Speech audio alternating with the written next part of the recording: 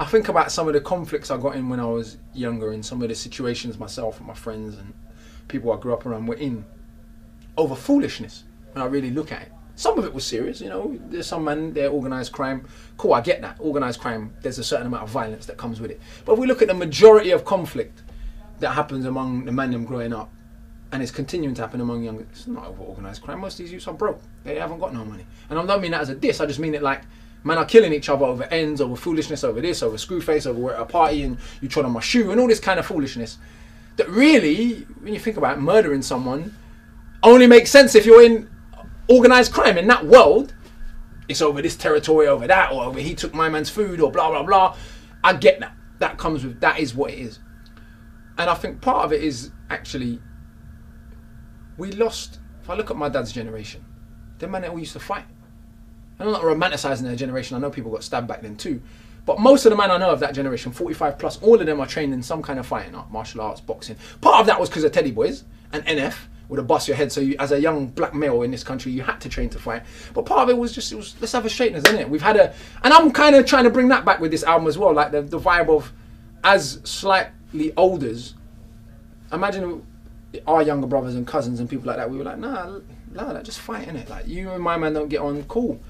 Just have a little dust up. You might get a broken nose, but you'll go home. And when you're older, now your pride's hurt. When you're a little bit older, you look back and you be like, I got a broken nose, so what? But I'm alive, and my mum's not going to no funeral over no foolishness, because I'm not really a serious criminal. Well, the song begins with sort of looking at that, that scenario and those conflicts now from the perspective of someone who, when people screw their face up at me, I just find it comical. Whereas at 20, when you feel a bit more threatened, you can't laugh it off. You're not secure enough in yourself to laugh it off. You do feel threatened, and so you react. And so my mind's changed is really saying the same energy and the same vibe, and I'm the same person, but naturally going to South Africa, as I have done, and to the slums out there, going to Brazil, spending significant time in Brazil, even going back to Jamaica regularly, going to places in the world where life is infinitely harder than anything I've experienced, reading the things that I've read, having the relationships that I've had, both personal and business, just having a life experience will naturally change who you are. When I was growing up, we really didn't have any money. Like, and I don't say it to be romantic. So there's a tradition that middle class people often like to romanticize poverty and dress down and all this kind of stuff. When you actually have, and I just mean British relative poverty that I experienced, it's not fun, bruv. Going to school without breakfast is not fun. Being the kid in school with holy shoes, it's not fun. Like, those are not nice experiences. Knocking on your neighbour's house to borrow sugar or toilet paper, those things are not fun when you don't live in a close-knit community. It's different. If you live in a close-knit community where people love one another, that's no big thing. But I didn't live in that. And so, for me, even that, having relative economic privilege, I'm far from a rich guy, but compared to most of the planet, actually, I am rich. I might not be rich compared to rich people in this country, but like I said, I've been to 50-something countries and been paid to go to most of them. I do what I love for a living. That makes me one of the most privileged people on the planet. And so being aware of that, my mind has changed, and my view of myself and of life and of conflict and of death, all of those things have evolved, hopefully, over the last 11 years since I started making music. I think I didn't live on an estate, I lived in a council house. And I mention that because it makes a difference, right? See, when you live on an estate, from all of my brethren and my cousins and time that I've spent on their blocks, for all the madness, people live so close together that a certain community can form, particularly when you live like in a more segregated Afro-Caribbean community, like my cousins that live in Harlesden or Brixton or Tottenham or somewhere like that. If you live on Church Road, or if you live on Summer Leighton or Angeltown, for all the badness that goes down, your grandmother and my man's grandmother came over from the Caribbean at the same time, and your dads know each other. So even if you might not really get along, knocking on Auntie's house down the road for a little rice and peas ain't no big thing. Everyone goes to her yard on Sunday to eat anyway, kind of thing. Do you see what I mean? Like my grandmother, even though my grandmother doesn't live on one of those kind of estates, right? Still, on a Sunday, I know I can go to my grand's house and there's food cooking, yeah. Right? So when you actually live in the hood, directly in it, there's a certain sense of community. Whereas I lived 2 streets down from the estate, and I didn't live in an area where none of my family lived.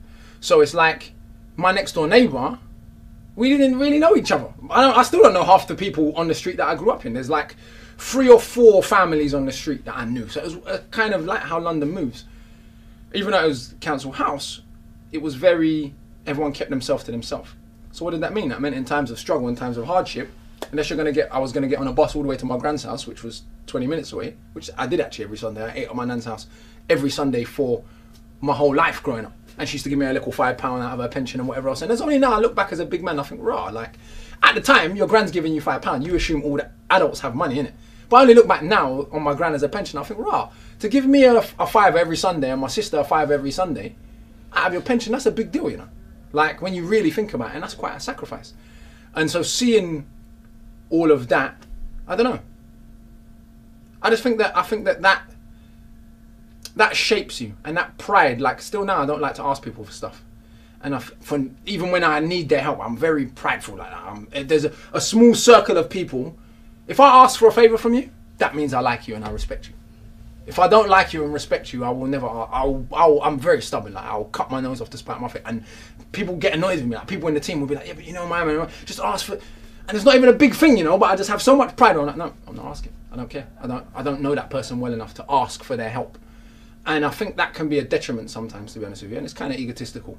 But I think it was also partly shaped by, actually, now that you ask it, by those experiences of maybe asking for things that, in this society, in a society governed by private property, it's considered embarrassing to have to borrow sugar from your neighbours. Why is that embarrassing? It's no big thing. It's a bag of sugar. Or a little piece of toilet paper to wipe your body. If you ain't got none right now and you ain't got no money to buy no new toilet paper, borrow some toilet paper. But in a society like this, where poor people are looked down upon so much, those are, at the time, felt like shameful events when really they were character building events.